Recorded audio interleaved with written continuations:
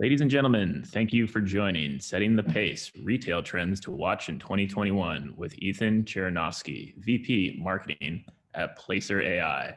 As a reminder, if you have any questions during the conversation, to please use the Q&A button at the bottom of your screen. Here's your host, Deborah Weinswig, CEO and founder of Coresight Research. Thanks so much, Drew, and good morning, afternoon, evening, everyone, depending on where you are.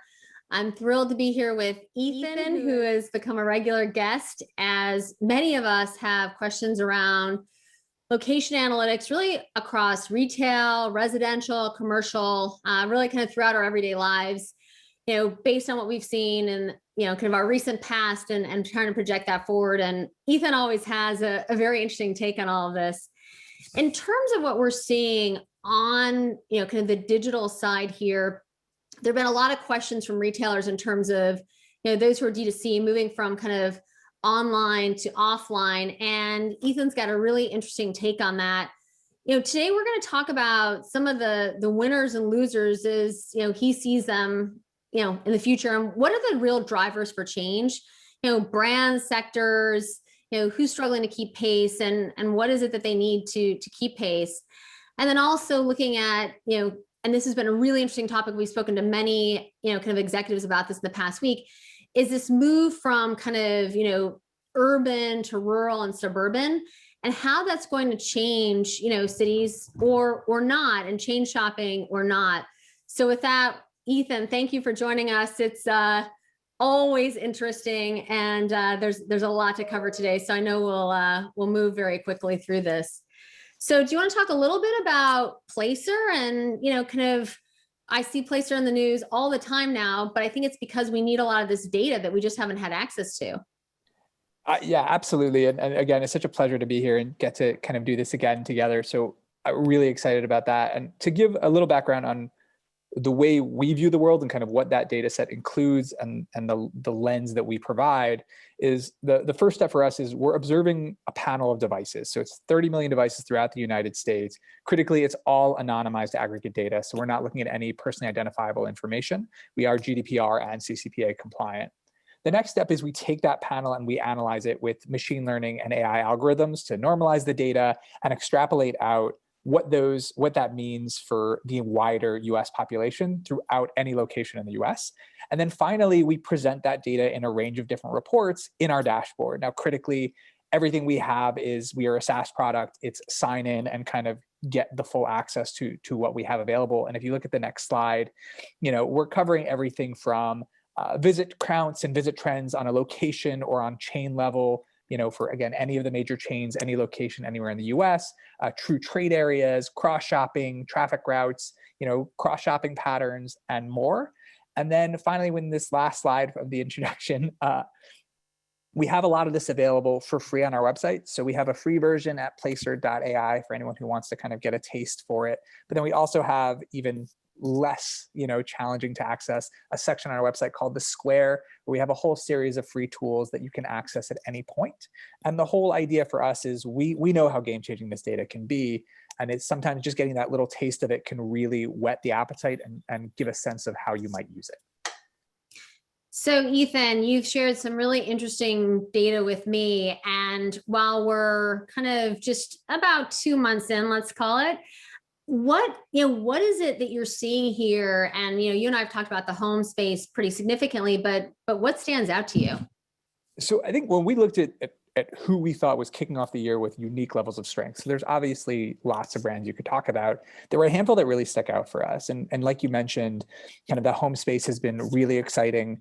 But the surge for home goods for us was particularly noticeable because it isn't just the fact that they're in the right space at the right time. They're also with the right value proposition at the right time because of this off-price model in a time of economic uncertainty.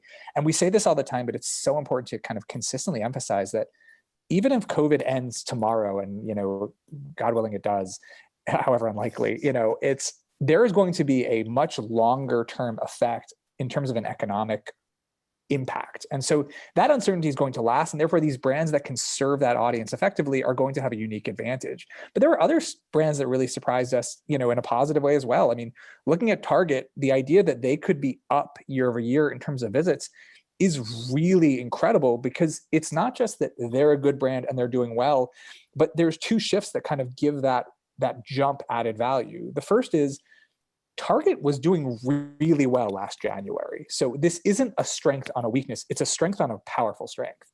And then also we've seen this shift in shopping patterns. So what we've called mission-driven shopping, which is people looking to spend more time at a specific location, but make fewer visits overall. So the fact that you can see a visit uptick for a brand like that, that's already benefiting from larger basket sizes and more significant visits, is a really huge value. And I think it's going to carry for Target throughout the year. I mean, to kind of dive a little deeper here, we've been hearing some really surprising stats in the home space, especially considering the demand of 2020. What does this data tell you when you look at home goods? I mean, it tells me that this space is at least in the short term, and let's say 3 to 6 months, this space is going to see a really significant sustained boom, so to speak. And I think what's been amazing is when we saw last year was this home improvement surge in the early part of the year at their kind of core period. They were essential retail, but almost like the baton has passed to home goods and home furnishings. And it's carrying deep, it carried deep into 2020 and it's carrying into 2021. And the idea that now we're going to get back into that, do-it-yourself home improvement, spring cleaning cycle, these brands feel like there's almost no end to how much they can grow. And with, this suburban bump that we're going to talk about in more detail later, it's something that might sustain even longer than even the biggest optimists expect. It's interesting. Don't ask why, I was looking at I've always been very much a student of the just kind of home prices, right? The amount of housing stock and whatnot, right? Just to look at, whether it's, the DIYers or whatnot. And what we're seeing, right, is when you start to go kind of really rural, the home values there are just almost exponential, which tells us, right, that and I think it was like North Idaho, they were saying it's like the lowest housing stock that's ever been available since they started kind of tracking. And so if we're continuing to see this migration from cities, but also as consumers are like, wow, I really, kind of like this lifestyle, I think that is going to, right, that kind of feeds into this slide right here. I know we have a poll we're going to launch as well, and we hope you all take a minute out to answer the questions, but this is amazing. Yeah, I mean, it's in the very, very significant, but I think what's really important about this is not just how significant the shift has been in home improvement, but how when you look at that top level, you're seeing this big jump. And obviously that aligns with the biggest brands, the Home Depots, the Lowe's of the world. But there's a lot of nuance to looking at that data in terms of what does your specific market care about? How is your specific market responding? Is it more or less than the national averages? Are there opportunities for other brands to fill spaces of companies that have closed? So we looked a lot at Pier 1 at the end of last year, and here's this brand that was surging with these liquidation sales and being in the right place at the right time. There are gaps in the market right now. If I'm in the home furnishing space, whether that is direct to consumer or online oriented like a Wayfair, or whether it's kind of a brand with a real offline presence, there is a really powerful opportunity in the market to take advantage of right now. But we're also, I think, seeing some really interesting innovation with a lot of these, kind of home furnishings and furniture companies where, we talked to a company yesterday, it was fascinating, where they're starting, right, because of this surge in people looking for homes, maybe some of them for the first time, that, right, outfitting these model homes, right, that's a whole business unto itself. And then even if we take kind of like one step back or, to the side, we're even starting to see, right, where, if you now stay in like a VRBO or an Airbnb, right, there's literally like QR codes on the furniture and you can buy it. So it's interesting, right? There's not only the current pandemic, but then there's also a lot of innovation that's taking place too. And that, which I think you're always very early to kind of call out. And I think that's what's really interesting. I mean, we talk here about, right, like the surprises. This is I would say a very controversial slide in some ways. What is your crystal ball telling you here? So, I mean, critically, I think one of the things we've always done whenever we're making these kind of crystal ball predictions is we try to look, I mean, sometimes we get a little bit, we try to look at what data doesn't make sense to us and what data feels like it's going to align, especially when there's a narrative saying the opposite. That just makes it all the more fun. And I think there's two that stood out for us. And the first was kind of gyms and Planet Fitness specifically of, there's a huge narrative of at-home workouts. And that is all true and all wonderful and really significant. But at the same time, this decline in gyms is kind of being caught up in that narrative. And we're being told that, are people going to go back? And our thought process is that the answer is kind of there. When you think about the peaks that these brands have hit, yes, you're going to see visits way down. When you think about it from a sector level, you're seeing a lot of brands who are closing locations. So as a sector, you're going to see those declines. But when you think about a Planet Fitness, of course, they're down year over year. This is a gym chain is not just oriented around the home. They're oriented around universities. They're oriented around workspaces. Some of us like to work out before or after work. So those declines are necessary almost, but they're also coming from really powerful strengths. So this is a brand that was way up in early 2020. And so you're comparing it to a unique strength. And we're still seeing that month over month, the brand is getting stronger. They're seeing that Q1 peak. And as the world opens up, the fact that you're bringing a cheap option to the market could position them exceptionally well to fill the gaps that are being created by a lot of these other brands closing. When you think of like a Tuesday Morning, I think the negatives around it had to do with the financial situation of the company. But when you think of their orientation towards the current market environment, is there anybody better? Positioned, they have a value offering. It's like home goods. And so there is this feeling that if they can get themselves on track, the upside is absolutely enormous. No, I think you're exactly right. I mean, it's interesting from the poll. I think it, kind of corroborates what we've discussed so far, right? Most people, of course, are spending differently than, 95%, which is almost 100%. And then, right, where people are spending, right? It's home improvement, it's sporting goods, as I think consumers are now trying to figure out other ways to either work out at home or work out around their home. And then I do think that it's interesting in terms of this idea that there's spending less on electronics. What does that say to you? It says a few things. The first thing it says to me is that I don't think people realize always what, and I know this sounds like this is a crazy statement, and please don't get mad at me, those who are listening. But we don't always know what we're doing, right? I don't know that we're spending less on electronics. I'm willing to actually argue that we probably are spending more. It's just we're not necessarily always we categorize it electronics in our heads. Maybe it's a new PlayStation for the kids or a new computer for ourselves. But all of these kind of subsidiary elements that help us get our work done that are electronically oriented, whether it's new headphones, a new screen, new gadgets to help make our work life better. I think those are actually on the rise. When you look at brands like Best Buy that we showed in that top slide, they're seeing visits up. They were seeing visits do impressively well, even when they had appointment-only shopping. And I think it's because we realize the electronics that we need for our professional lives are really important. They're upgrading our home. They're almost a piece of this wider home surge that we're seeing. Yeah.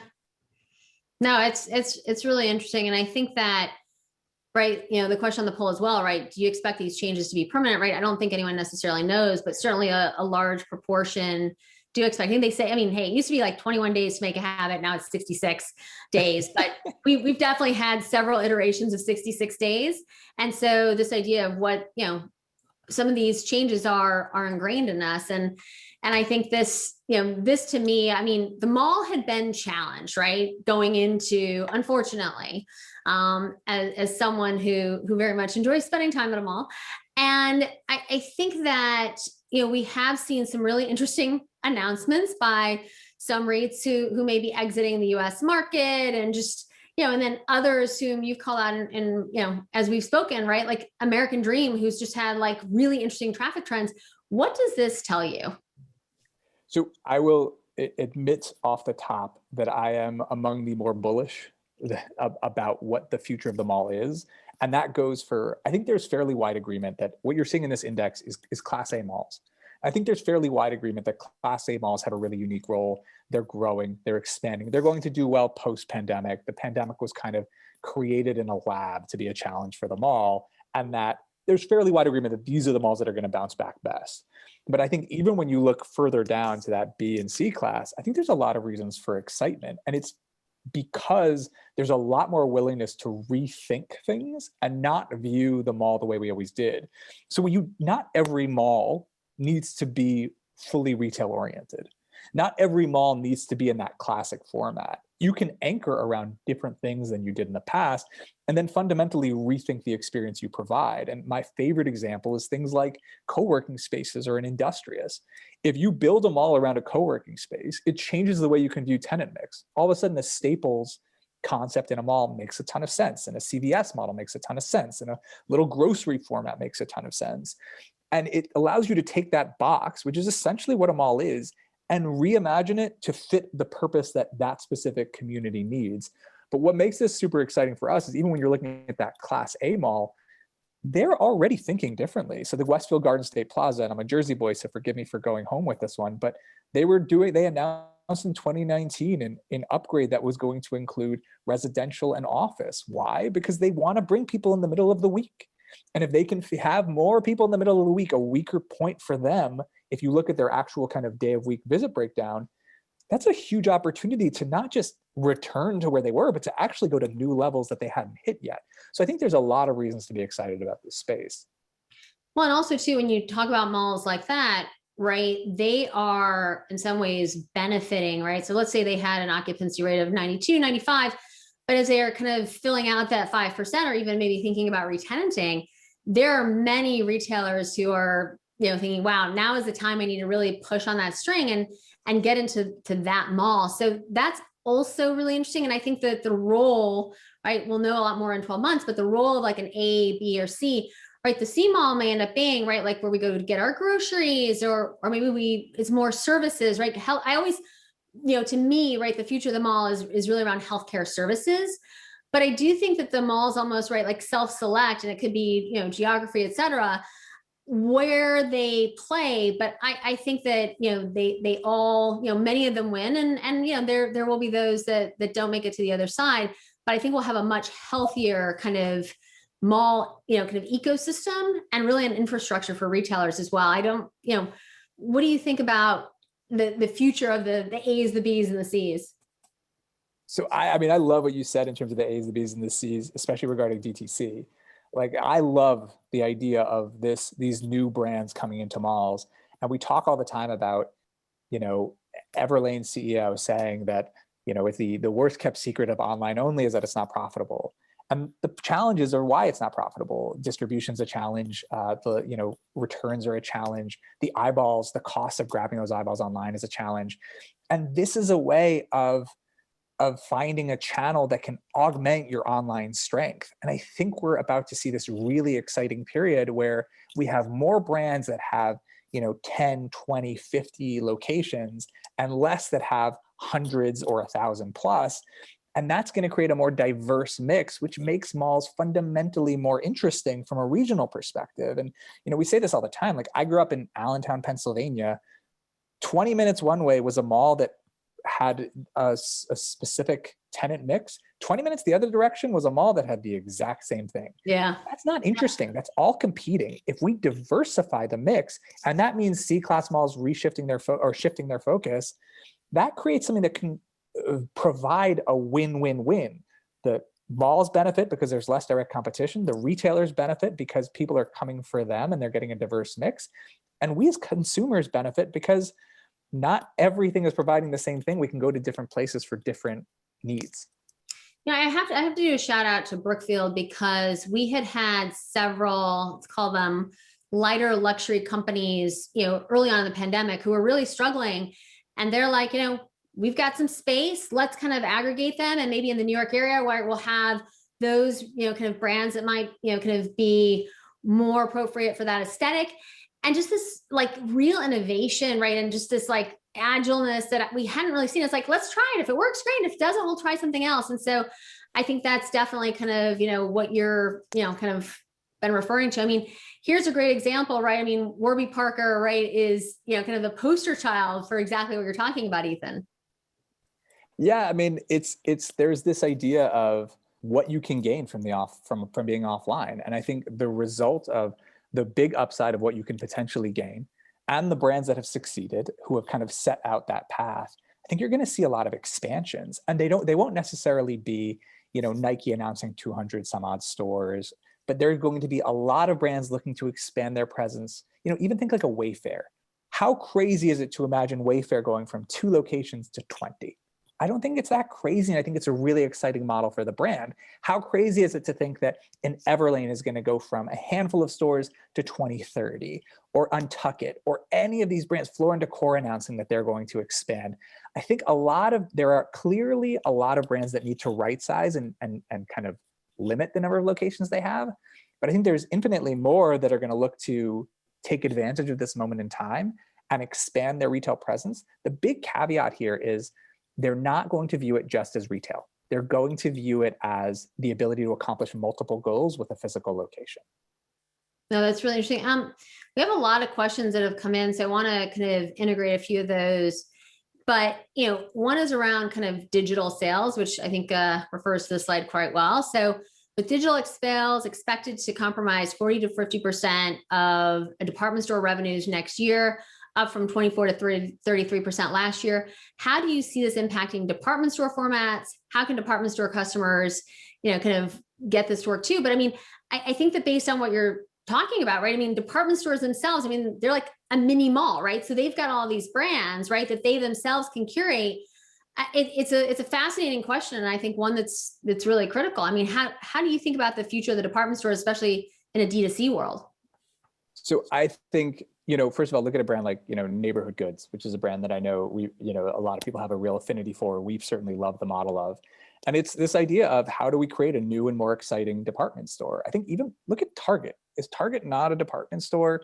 Their idea of bringing in all of these interesting brands into their mix, whether it's Ulta or Disney or Children's Place, these brilliant ideas of how do I bring in brands that needed that can benefit from my reach into my space. I think what's exciting that when we view the Macy's and the JCPenney's of the world, we see the negative, but I think a lot of those brands expanded at a time when that was the model. That's how you did expansion. And now that they can get smarter, if they handle this right sizing well, there's a really interesting opportunity ahead of them, so long as they try to stay ahead of the curve. And when you think about Macy's specifically, they try out so many concepts. The idea that they're eventually going to land on one that really works, to me, is almost a given. And it's just a question of when and which concept. Well, it's really interesting that you mentioned Macy's specifically. We spoke to a brand that I would put them in kind of the masstige space. And they had just said, right, without Macy's during the pandemic, right, they wouldn't have potentially made it to the other side. So this real kind of relationship and the critical nature, I mean, I think that department stores have for so many of these brands, even if these brands are vertically integrated and have their own kind of freestanding stores, right? The department store still does a great job of, almost, in some ways advertising, right? And you then have sales associates who are experts in these brands. Yeah, I couldn't agree with you more. I think the model needs to shift. I think the way we view digital versus offline sales is going to blur more and more as we go forward. But kind of centering it back to that original question,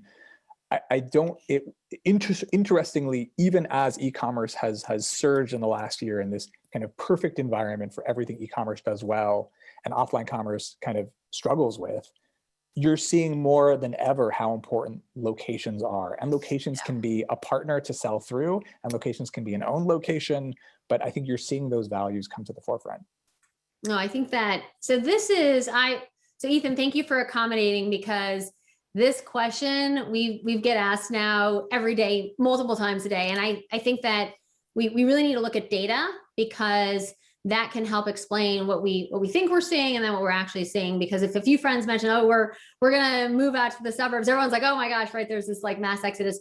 What does this data, kind of tell you? So the interesting thing is we kind of view this in levels, right? So the first, this is a new tool that we're actually launching in a week. So this is the first look. Thanks for the preview. Yeah, of course. And then what it's showing is kind of net change in specific states, CBSAs and counties. And what we're seeing is not unsurprising, in the sense that there are declines in these major cities, and that where we see the shifts are to kind of areas outside.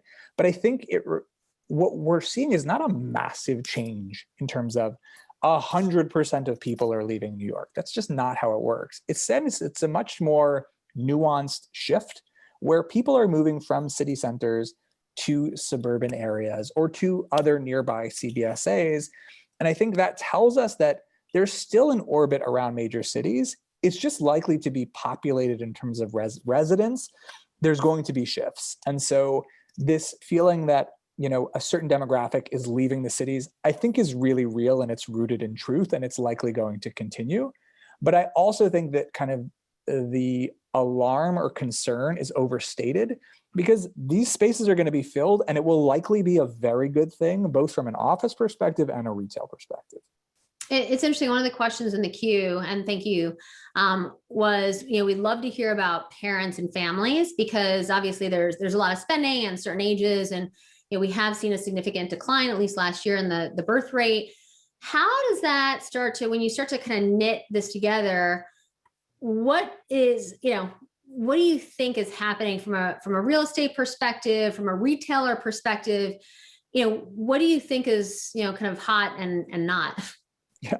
So the indications that we have when we do deep dives and try places where we can analyze kind of the demographic mix as well, is that the primary people who are leaving these major cities for the suburbs is who you'd expect. So it's people leaving short term to go be with their families, and it's families saying, hey, let's try the suburbs.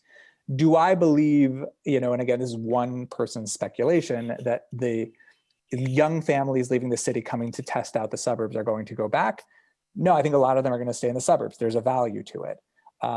I think the big question that still needs answering is who's going to fill the spot in the city? Because let's be clear, New York City is going to be full. People are going to want to live there. It's the fact that there could be a minor shift in audience, I genuinely believe is a very good thing, because I think it's going to drive a different sort of level of retail in major cities. I think it's going to create really interesting opportunities for retail in the suburban environment. And I think it's going to create a fundamental shift in office that's really exciting in terms of, do they move to a hub and spoke model? Do we start seeing more of this kind of flex work and co-working spaces? Who takes advantage of these shifts, and how do they kind of look like moving forward? I think this disruption of the norm was always going to happen. It was a question of what was going to kick it off. Well, it is interesting, right? Because at least our company, we would be on Zoom, but we would all be on, the phone. And now that we're all utilizing video more, I think there's this idea, This seems kind of very, very natural and whatnot. And so I think that we will see, this almost hybrid, as you suggest, Maybe it's 2 days a week in the office. And then I'm hearing that right now from many companies and 2 out, which, and in some cases, maybe people want more space and whatnot. And, they want to have a dedicated desk as opposed to kind of hotspotting or, kind of hoteling or however they are kind of coming into the office. And that could change, because we are seeing some really interesting kind of movement around where people are locating offices and where they're not. And I think I know we talked about this, but, this whole kind of, New York, decline is pretty significant. And at the same time, going back to, I think this knits together really well, we are seeing major technology companies, make significant investments in the city. And that seems a bit, incongruous, in terms of A and B. Yeah. So I think that the interesting thing with New York, whereas if you look in California, and I apologize for looking over because I just pulled this data before we spoke. Again, this is all a totally brand new tool for us that we're kind of still working out the kinks in terms of the visuals. But if you look in California, these major cities, the shifts, most people are staying within California. And that's not because California is amazing or more amazing than somewhere else. It's because California is huge, When we see the shifts in New York, when you look at when you look at a county, so people leaving New York County, only 6 of the top 10 are staying in New York. And then when you actually when you look at it at a much bigger level, when you think about Connecticut, Pennsylvania, New Jersey, so where these shifts are also happening, it's 16 of the top 20. It's exactly aligned with California. It's much easier to leave New York City and go to New Jersey than it is to leave San Francisco and go to Seattle.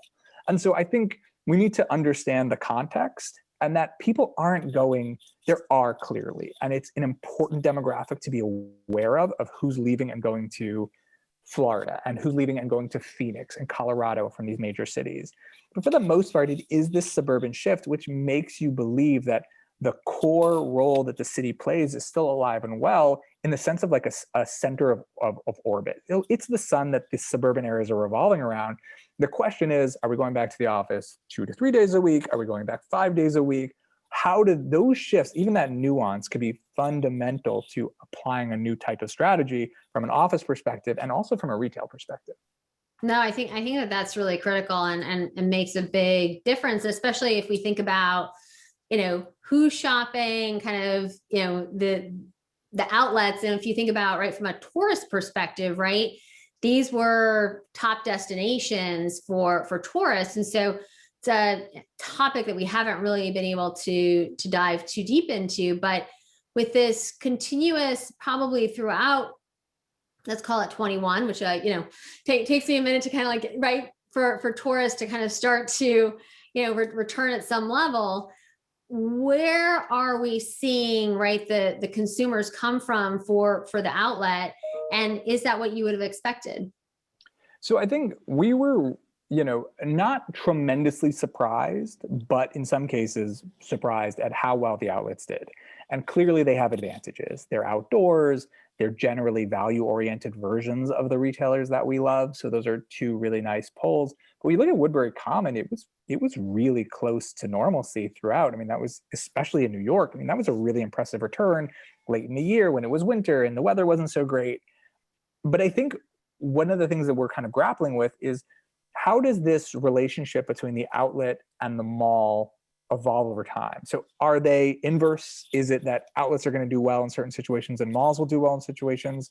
Or are they more kind of happening together in some sort of, relationship where both can succeed and the pie can just get bigger? And one of the things that we did find really interesting was we were looking at Destiny USA, and their visits are way down. But one of the things that we also noticed is way down is their true trade areas. So the actual reach that location pulls from. And what we're showing in this in kind of that bottom left is the Destiny USA in 2020 and Destiny USA in 2019. And you see a dramatic decrease in the pull that it had. And I think that's super important to remember. It wasn't just the fact that the nearby visitor is like, oh, should I go twice or do I only need to go once? It's that if for those of us who this was an hour and a half drive and that was already on the borderline, but it'll be a great day, we'll spend the whole day there. Now, all right, let's push it off. We shouldn't necessarily do that. I think as the equilibrium starts to find its balance again, you'll see that pull come back in and a different type of opportunity for indoor malls appear.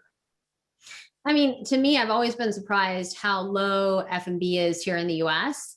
And, if you think about opportunity and if you look right to the East, where it's like 30 to 40, even 44% in some cases, and we're talking 11, 12, 13% here in the US. I mean, to me, that's a huge, kind of opportunity in terms of like this mall evolution or even, even revolution.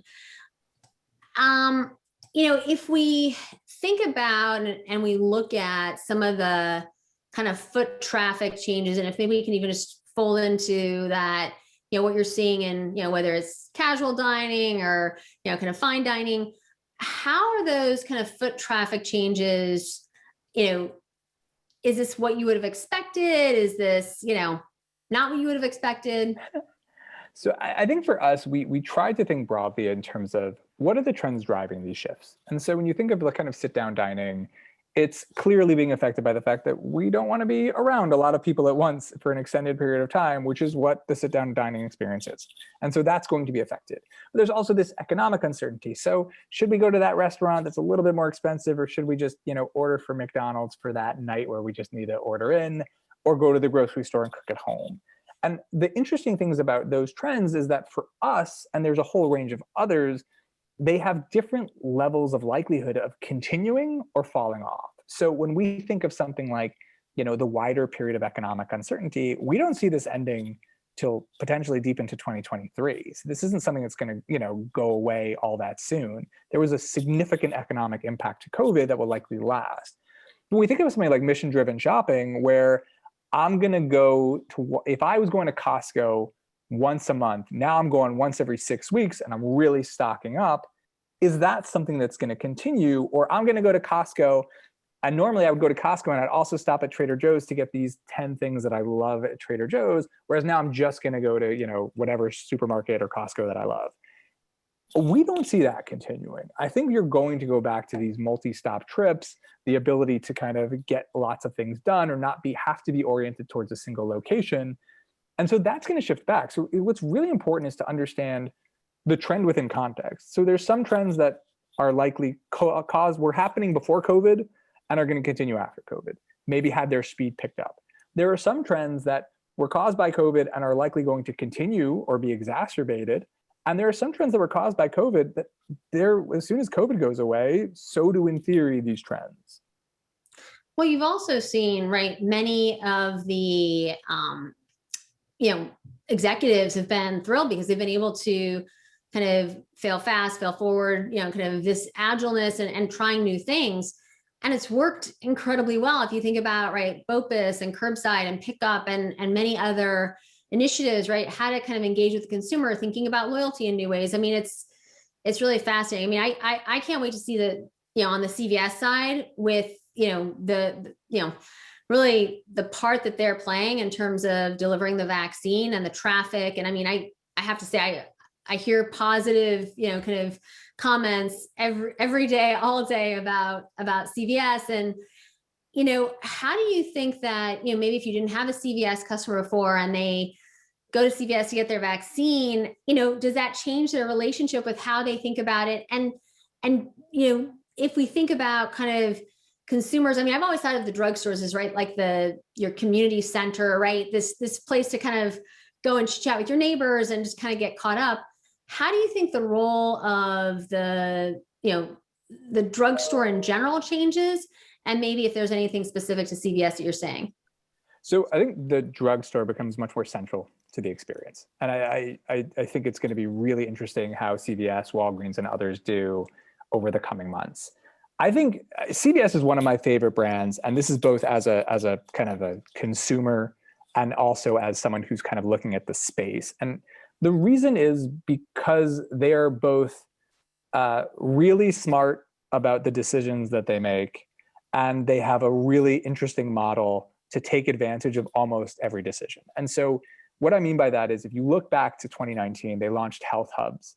And these health hubs were, an interesting idea. When we dove into the actual pilot sites, what we saw is they increased the duration of the visit.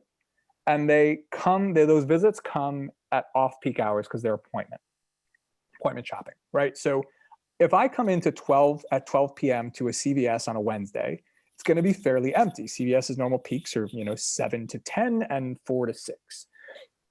That means that visit is coming at a time when my parking lot's not full. I don't have a full store. It's a great time to have that appointment visit. But also the great thing about CVS is I have never walked into a CVS and not bought something. I don't think I've ever walked into a CVS and not bought 7 things that I didn't need, but hey, they have it. Oh, that's exciting. You didn't know you needed them, Ethan. I mean, exactly. I'm not unhappy when I leave, but I mean, that's the CVS experience. And so this idea that I'm going to go in to get my vaccine, I'm going to develop a relationship with the brand that's positive. And as I'm leaving, I'm going to realize, I could really go for that double-sized Three Musketeers bar, or I do need shampoo, or CVS has all the things you kind of need, and that's a really interesting model. But this same approach applies to like a Costco too, in some ways. And what you said really triggered this for me in the sense that there are brands that are taking advantage of the opportunity being given to them. And obviously this is a difficult environment, but from a retail perspective, it's so important because CVS is going to develop this new relationship with customers. But think about Costco. One of the things we saw about Costco in a report we've got coming out next week is that visits are down about 2% in Q4. Visits per visitor were down about 25%, which means that they're seeing more people, just those more people are coming less often. Now, what happens when people can start coming back fully? and they have a membership model that increases stickiness. It's going to be explosive in our opinion. And all of the brands that realize, yes, it's not going to be normal. You might not get the same revenues you would normally get, but there's an opportunity here to build relationships, whether it's Best Buy doing appointment shopping in May, or Macy's or Bloomingdale's letting you have appointments to come do shopping. There are huge opportunities today to build relationship with customers that will pay off in the very near future. You said something very interesting though, which is this idea around, Costco, where you've got, basically more people who are either aware of the brand or who are, and because they're a membership model, right? They're making a small amount off of each transaction, but it's really the membership fee. And so this idea around subscriptions, if you think, right, you go to CVS, maybe you try their private, their own label shampoo, and you're like, this is great. This idea, and we did some research that showed that the average customer who, kind of gets a subscription ends up filling it 9 times. But oftentimes you want to kind of make a good decision in the store. And I think that's, that is actually what's really interesting. I know we want to make sure we save a few minutes to talk about department stores, because this is definitely, it's been a hot topic for really a hot button, let's put it that way, for some time. And many calling for, kind of that this is not a format that is necessary. And I do think while Kohl's, I've always looked at it as more of like a discount department store, and right, especially like Target being off mall, that does kind of put them in a unique camp. So maybe we can focus on some of the traffic trends, and then if you can also just focus on Target and Kohl's specifically. Sure. So I think, again, as someone who's probably a little bit more bullish on what the potential of this sector, we have to take into account that there's going to be right sizing. There's going to be declines in traffic. There's going to be challenges for these brands, but there are also unique opportunities. And you think about, Kohl's, like you mentioned. I also once felt like Kohl's belongs more in the off-price category than they do in the department store category. I said that on a webinar and I got crushed. But I think but there's something to be said there, because you're getting great brands that you're familiar with at phenomenal prices with, kind of great customer service and a very generous return policy, and they have their own credit card. So, they're very focused on loyalty. I think that the fact that they're off mall, that I think is while they're technically kind of discount department store, I mean, think about some of the relationships they're building and how they're also, I mean, it's interesting, right? Like if you think about Target and Kohl's, right? They're both transforming with Sephora and Ulta. I mean, it is, you've got two very, not only tech savvy, but I would say those companies who are willing to just be like, let's try it. If it doesn't work, great. We're no worse off than we were, which is a great attitude too. I could not agree with you more. And that's why for me, it's, if we were, kind of make your biggest, boldest thing, I would say Kohl's or Target are going to end up in malls. And it's just a question of who, and it's a question of when and what the format is. But they are aggressive. They're in a position of strength, and they're launching these massive partnerships and kind of new ideas. And that's why you love them long term, because they're constantly going to look at new ways to bring value, new ways to reach the customer. And I think they are the kind of the light at the end of the tunnel for a lot of these department store brands that are struggling to say, oh, there's a way for us to do this differently. We have to diversify. We have to change our approach. We have to upgrade our approach. But there is a way to do department store in an incredibly exciting way. Yeah, I couldn't agree with you more. Audience members, we did not even get close to answering all your questions, but I am going to conclude with this final question to Ethan, which I think is a really good one. And, something that we at Coresight have talked about quite a bit. And I know this is, something that he studies and talks about quite a bit, but aren't store closures a big part of these trends? And the audience participant also said, what happens when all categories of retail are open again? Yes, store closures are an important piece of the puzzle. I mean, you have to take them into account. I mean, that said, I think they're an important thing to take into account. You had a certain level of traffic and a certain number of people coming. You need to be aware that they aren't coming anymore. I think one of the things that we look at very closely, and we did reports on this earlier in the year, is what stores they're closing and why. So when we look at Macy's, for example, we see them right-sizing in a really smart way. They're closing stores that are being cannibalized by other Macy's locations, as opposed to this generic, hey, we're going to close our low performers and keep open our high performers. You want to figure out, how do you optimize your retail mix? And so that to us is a much more important approach. In terms of what happens when everything goes back to normal, I think you see the brands that were strong are likely, it's going to be an interesting year for like home improvement and home furnishings, because they did so incredibly well in 2020.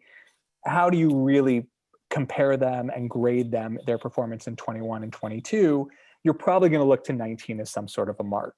But when you think about brands like Target or Walmart, your expectation is they're going to do incredibly well, and they did well, and it's not going to change.